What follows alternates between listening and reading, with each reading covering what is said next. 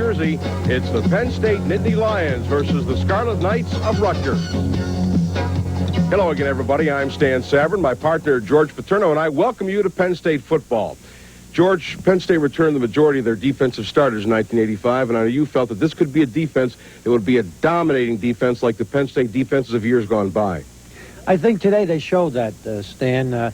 With the return of Russo and Bobby White, it's the first time that first-string defense has played as a unit since the Maryland game. And I thought they played better today defensively than they did against Maryland. They pursued better, they tackled better, and their defensive strategy was better. And I think that and the special teams is what carried the day for them.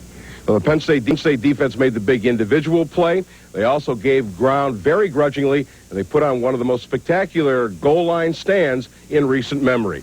Penn State, defensively, their kicking game, defeat the Scarlet Knights, and we'll be back to show you how it all happened in just a moment.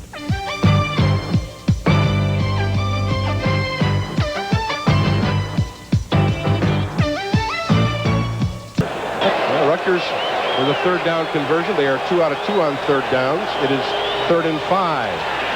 Hochberg, sideline, and it is intercepted by Penn State.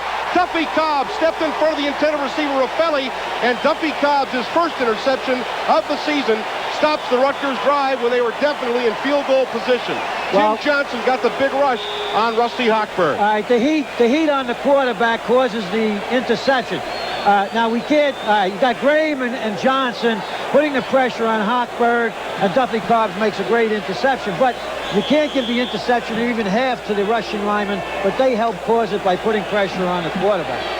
After Cobb's interception, the offenses of both Penn State and Rutgers could not move against each other's defensive units. Teams kept exchanging punts, and the first quarter ended with neither team getting on the scoreboard. Counterplay to David Clark. Gets a hole up the middle, and Clark is loose. He's the 40. Got a blocker ahead of him. Needs one block. Cuts inside, 2 blockers. 20, 10. He's got that at the 3-yard line. David Clark. You know who? 77-yard run. And you know who made the key block for him? John Schaefer. John Schaefer got out front. That was a great play. Steve Smith was the second man to join the blocking convoy. First down and goal at the 3-yard line. Kevin Woods comes in along with Tim Manoa. Wing back Steve Smith. Woods, touchdown, he waltzes in. And just like that, Penn State, 80 yards, 2 plays, touchdown. Following the Penn State touchdown, Rutgers has picked up 3 first downs and has moved deep into Lion territory. A lot of time to play, 3:44 in the first half. Gagliardi looking, and it is caught at the 5-yard line. Ray Isom made the tackle, but the gain is down to the 5, where it'll be 3rd down and 1. Smith, I think he's got it, but it's going to be close. Polamalu made the initial hit on Smith. Lateral pursuit down the line of scrimmage. 4th down and inches, and Rutgers will go. 3 minutes, 15 seconds to play in the half. Same play. Smith is hit at the line of scrimmage. Trey Bauer made the tackle. It'll depend on the spot of the ball. Rutgers has the first down.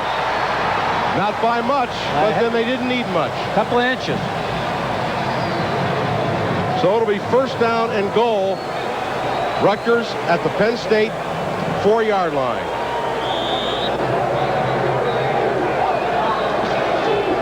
Smith. He's hit and thrown back for a loss at the 5-yard line. Bob White.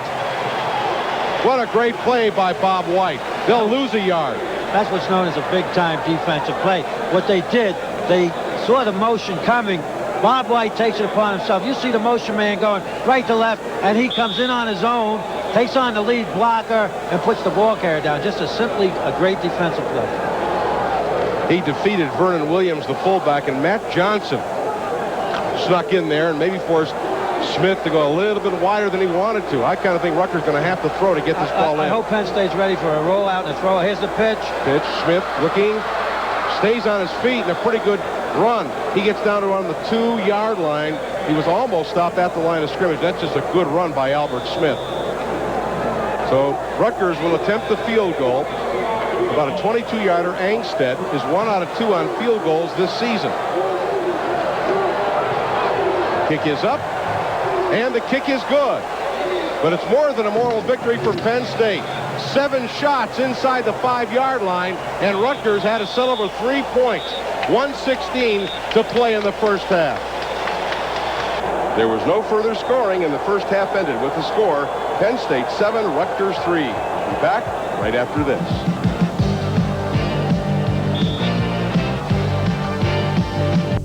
Defense and more defense in the second half exhibited by both teams. Almost a mirror image of the first half. The Penn State offense wasn't doing much consistently, but when they did, they struck very quickly, and the Nittany Lion defense held on to win their 4th game in a row.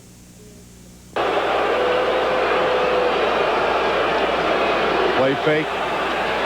Schaefer looking deep. End zone. Incomplete. Overthrown, intended for Michael Timpson along the sideline. Clark. Short side pitch. He gets 4 to the 36. And again, Penn State will need a first down here.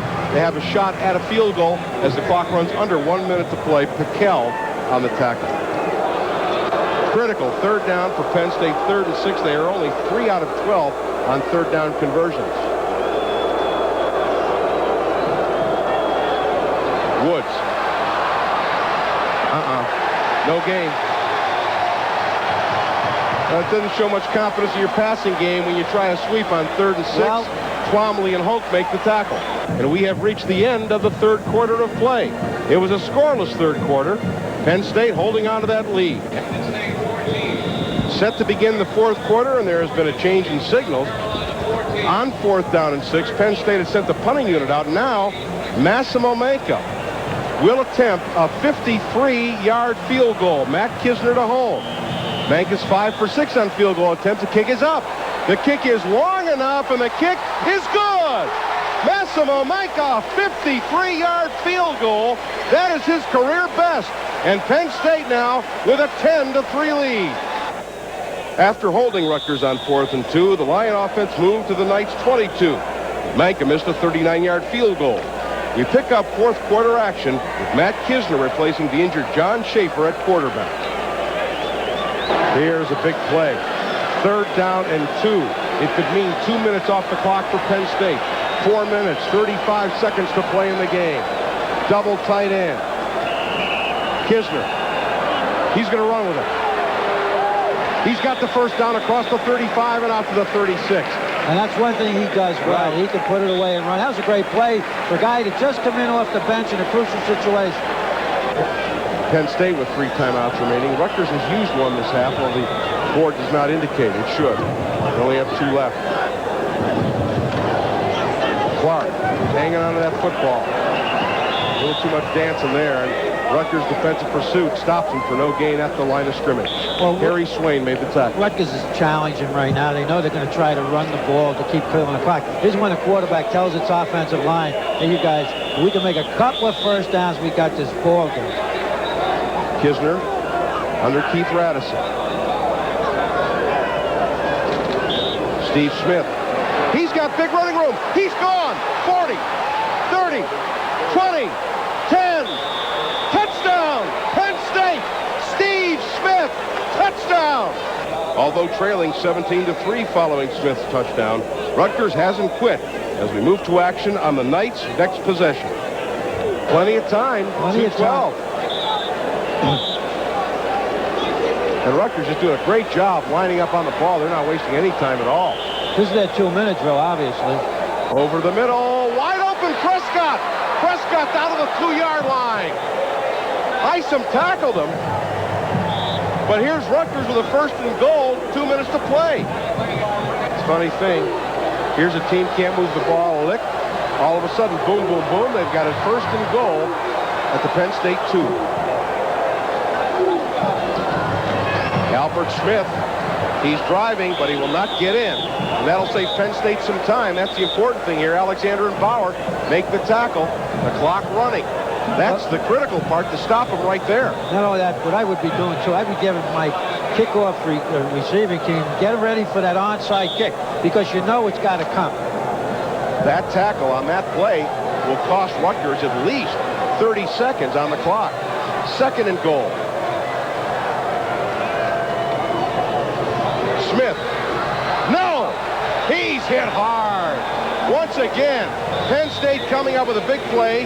Polamalu, Bauer, and Conlon stop him, and now Rutgers will have to use a timeout. 3rd and goal. 1:21 to play in the game. Fullback, fake, touchdown. The pass complete to Campbell.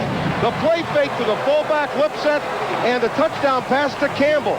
But Zordich was right there, did not react real well. Watch the little play fake, it's a bootleg action. Now watch the tight end come across Campbell, and you see Zordich come in. He didn't stay with his man. Campbell's 2nd touchdown catch of the season. Gagliardi's 4th touchdown pass of the season.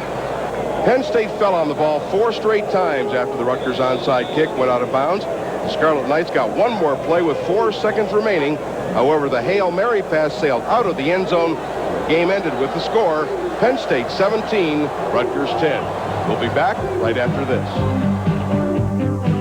The offensive and defensive players of the game are brought to you by Anheuser-Busch, makers of Budweiser, Michelob, Busch, and L.A., and by Westinghouse, and by Daly. The defensive player of the game is Trey Bauer. Trey is a junior majoring in liberal arts from Paramus, New Jersey. The game where the defense was on the field quite a bit. Bauer led all defenders on both teams with 21 tackles, 11 of them unassisted. Bauer was a high school All-American tailback, linebacker, and punter here in New Jersey before coming to Penn State. Lion defense rose to the occasion today when they needed to help out to keep Penn State's record at 4-0. The offensive player of the game is John Bruno. John is a senior majoring in finance from Pittsburgh, PA. A punter, you may ask, is the offensive MVP?